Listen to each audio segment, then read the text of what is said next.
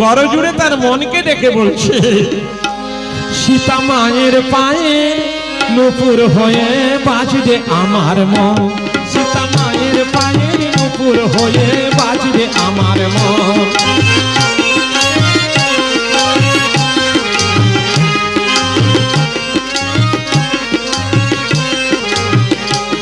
তুমি না হও সোনা, তুমি না হও সোনা, না হও রূপ, না হও রে মানিক রতন, না হও সোনা, না হও রূপ, না হও রে মানিক রতন, মায়ের পায়ে নূপুর হয়ে বাজবে আমার মন, সীতা মায়ের পায়ে নূপুর হয়ে বাজবে আমার মন।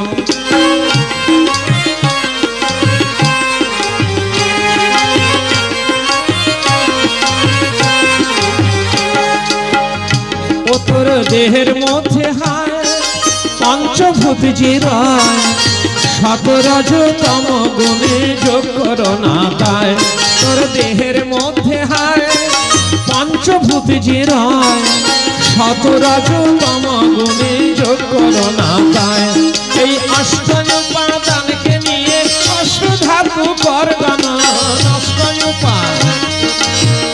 হনুমান বলছি মায়ের পায়ের নূপুর হয়ে যা, বললেই কি নূপুর হওয়া যায় গো?